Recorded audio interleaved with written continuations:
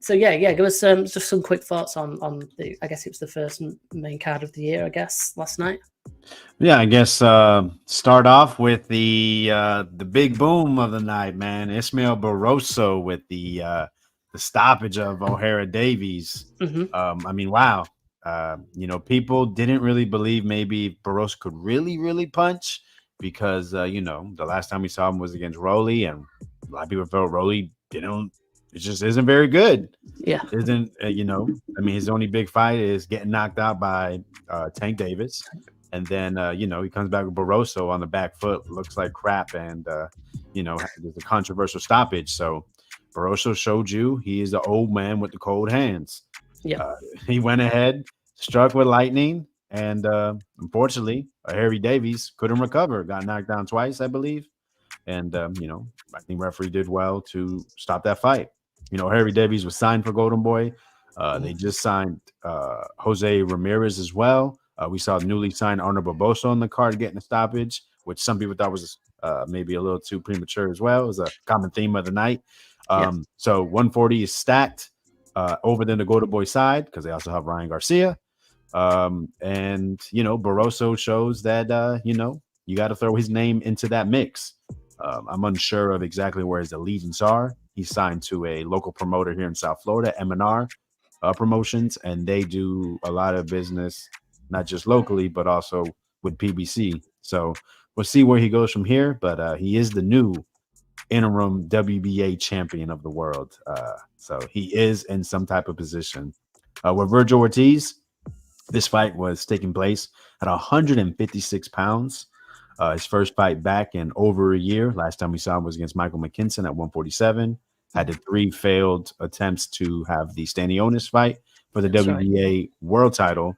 So comes back against Frederick Lawson, a career 147-pounder.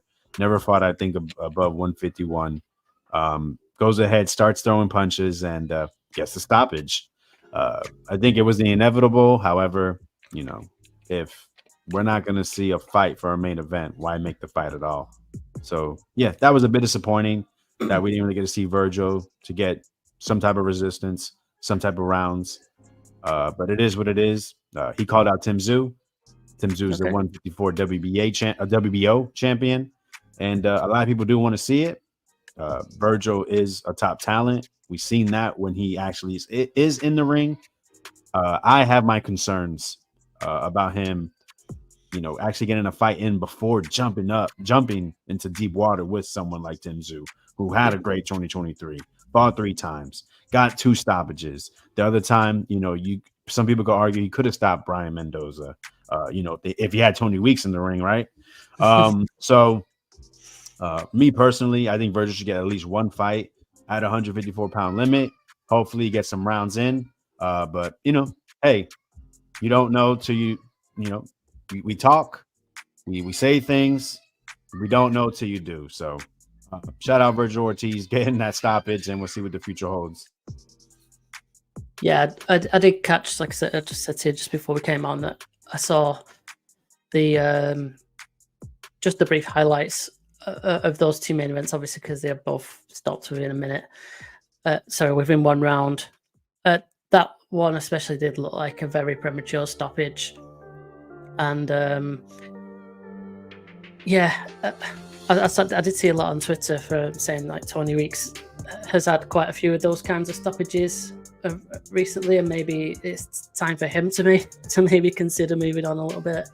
I mean, it did seem like it was probably inevitable, like you said, but he probably could have let it go on. I mean, if nothing else, to give people a little bit of the money's worth.